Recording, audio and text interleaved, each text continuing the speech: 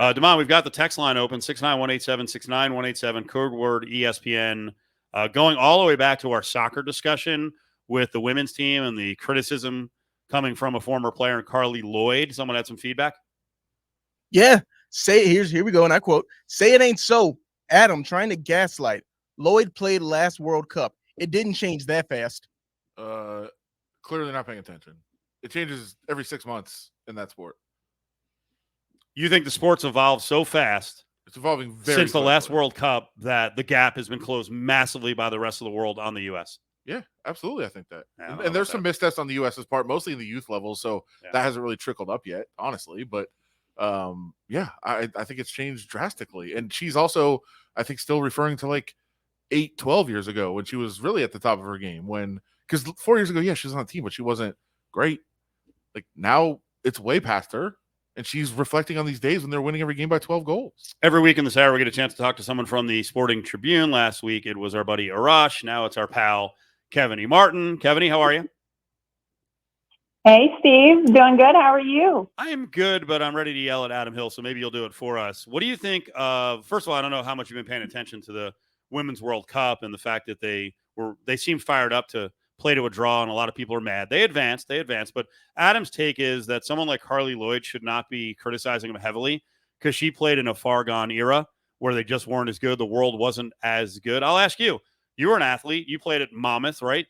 Fully healthy. Could you play basketball now, college basketball now, or are you an old head and, you would stink now? Good setup. How are you? Right? Let's do it. Let's do it. I mean, to be honest, I think I could still play if I was fully healthy. Exactly.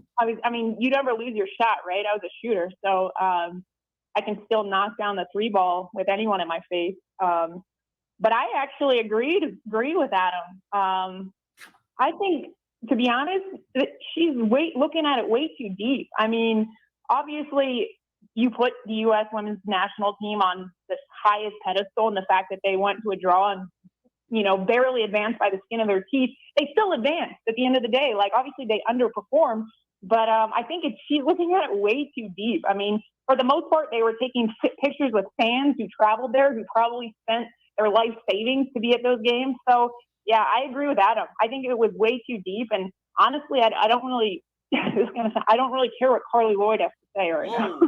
Coach, and to be fair, she is obviously paid to give her opinion. She's on the broadcast, and if she wants to talk about how bad they played and break down what she did. Talk about how bad some of the crosses were, how nobody's getting on the end of it, how there was no creativity in the final third. All those things are fine, but when she says this is not how we would have acted, shut up.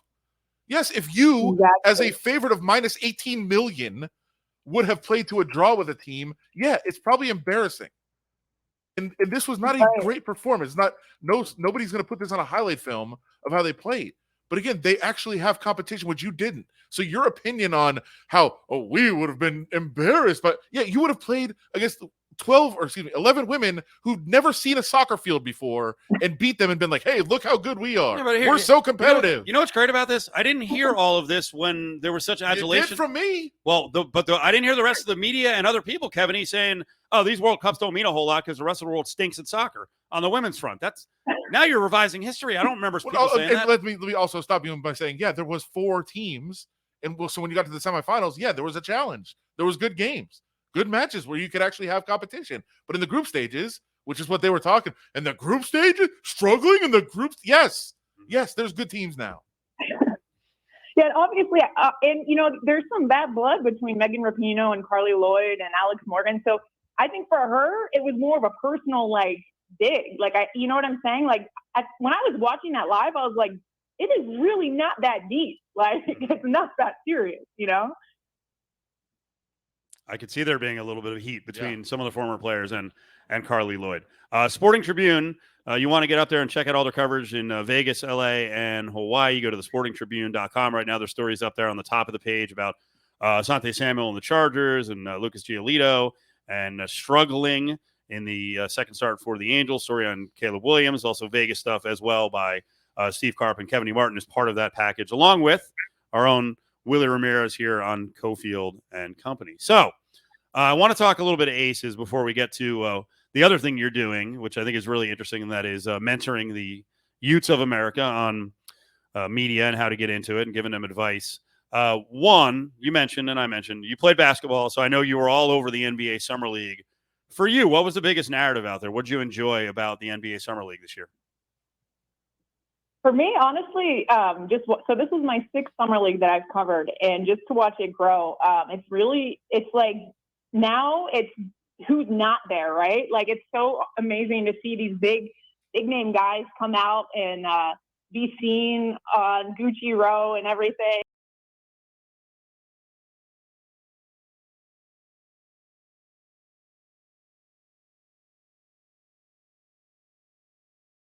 One. So my first one I covered in 2018. So I missed the Lonzo Ball Summer League, and apparently everyone was saying that it was just as a big of a hype. But in the past 6 years, I would say this was the most like polarizing player to come into the Summer League. And that first opening night on July 7th was that. I mean, I have never seen that many people pack into the Thomas and Mack. It was unbelievable just to see him. So that was pretty special. And so, yeah, people were saying, you know, that Lonzo Ball in 2017 had the same, you know, attraction. But I wasn't there to see it. But, you know, in the past 6 years, I'd never seen anything like it. So that was absolutely unbelievable.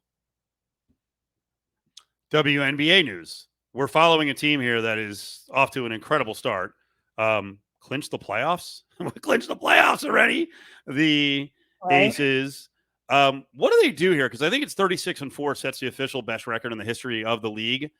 Do they go for 36-4 or better? Actually, you know, what do you think? Can they do it? Or is there going to be some wear and tear here and a loss of focus? And, you know, they'll still have a great season.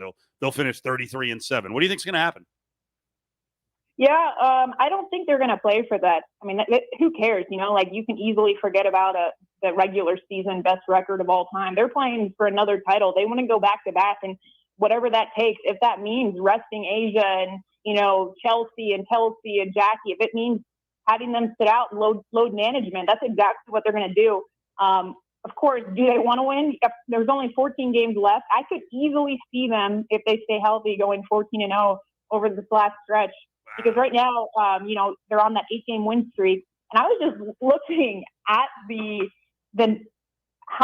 by the margin, that they beat these teams. I mean, they're not just beating teams. They're blowing them out of the water. I mean, by 24 points, 26 points, 19, 16, 17, 12, 13, and 21. That's the last 8 games that they've won by. It's unbelievable the way they're playing right now. And could they go 14-0 over these last 14 games? Definitely. But I don't think they're playing for that. Obviously, especially the WNBA, the postseason's a grind. It's back to back to back to back. So they're going to be playing for that title ultimately and to go back to back. So I wouldn't be surprised if Becky started to sit some of the stars and give them rest before the postseason kicks off.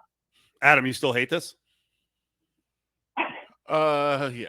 I mean, I don't hate it. I just think getting fired up about how they're playing in the regular season it's like, okay, great. I mean, again, the other side of what you were just saying, literally, is you're going to these games knowing your team is going to beat somebody by 100 points and getting all excited about it. It's fun. Like it's not. I mean, you go to a game to see the unexpected or to see something happen where you're like, I don't know what's going to happen. I don't know what the outcome is of this. You know what's going to happen when you go see them play. If they try, they win. It's guaranteed, and there's not going to be a close game. Where are you on this, Kevaney? That blowouts and dominating the league and destroying the league is actually not entertaining and maybe bad for the WNBA. I mean, we kind of saw this coming, right, in the off season and the free agency. I mean, this past free agency was unprecedented. Just the way that these teams were starting to stack up players. So there was a huge gap between the top 3 to 4 teams and the rest of the league. And we're seeing that now. I mean, there's teams that are the separation between the teams is we've never seen this in the WNBA in the regular season. So, yeah, I mean, we saw it coming. And so I'm not shocked that it's happening. I'm with Adam. I mean, I love, the competitiveness of the league that it usually is. So I can totally see how it's become kind of like even if they try, they don't even have, to be honest, they don't even have to play 100% to win. Like, I would say the Aces at 70% could still be the other 11 teams in the league by 10 points. That's just how good they are. And the crazy thing is we're talking about this without Candace Parker. We're talking about, you know, a team. They had Dearica Hamby last year, you know, for parts of it, and they don't even have her or Candace Parker. So if you think about it, like they're down a player this year. And they're still playing the way they are, which is absolutely incredible. Check out Kevaney's work. Kevaney Martin's with us here on Cofield Company, ESPN Las Vegas at the Sporting Tribune.com. You do realize that the women's college basketball season could be, the way Adam's saying is bad, could be as bad. LSU may go, I don't know how many regular season games they play, could go 32-0 and be winning by a margin of like 25 points per game. I mean, this could be one of the great teams of all time. Not only do they ever just about everyone back from last year's team, but Haley Van Lith is a really high-level player, and it's like, we'll just add her. Oh, exactly. When I saw that, you know, she announced that she was going to LSU, I was like, oh, my God, here we go. All right. So Kevaney's got a lot going on the mentoring front. Am I phrasing this correctly? What do you have going on over at UNLV as you're working with aspiring journalists? Yeah, pretty exciting. So, as you know, recently I moved to more of a freelance opportunity with the Sporting Tribune and some other outlets. And one of the main reasons why was, I don't know if you guys battle with this, but I was struggling quite a bit because, you know, radio, TV, it's a very me, look at me business. And recently I was like, I need to start like giving back, like, you know, and so I was talking to some of my mentors and my agent, and I kid you not, like a week later, the dean of the journalism department, Dr. Kevin Stoker, over at UNLV reached out to me like out of the blue and was like, hey, just curious, would you be interested in being hired as a professor and overseeing the Rebel Report, which is the student-run sports television station? And I was like, this is perfect. This is exactly like what I want to do. So we went back and forth, and, you know, fast forward, this was about 6 weeks ago. So fast forward 6 weeks. And yeah, so this semester I'll be teaching a class, a journalism class, and then also overseeing the Rebel Report. So super excited to have a hand in the next generation of sports journalists, especially here in Vegas. I've lived here for 6 years now, and fallen in love with the city and the community, and just the fact that now I'll be able to like help sports journalists right here in this city, you know, make the next step and break into the industry is like super exciting. Well, one, congrats on getting this, because that means you made quite a mark with some people at the school and in the media and in the community if they recommended you for this after that short, you know, relatively short amount of time in town. Two, here's a question for you. You led into this by saying, hey, TV and radio, it's me. Would you ever tell someone at Rebel Report, hey, you know what? You're making the story about yourself? Because I don't know that I could tell a young person, don't be me. That seems to be the way to the highest level of success. Yeah, honestly, that's the weird thing about this business, right? Like, obviously, I feel like the people that make it the farthest or, you know, quote unquote, I don't know, you know, success is so subjective, however you look at it, if it's awards or, you know, the level, network, regional, whatever.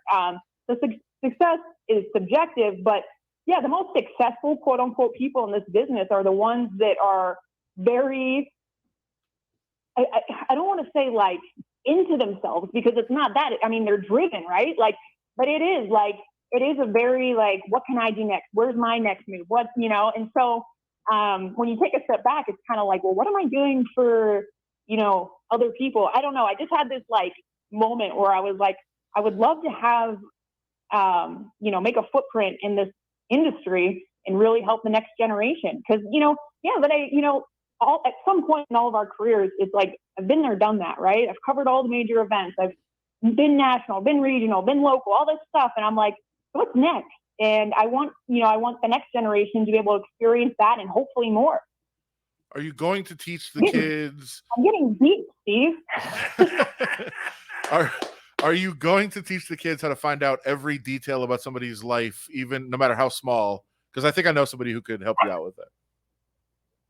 Oh, wow. Inside jokes.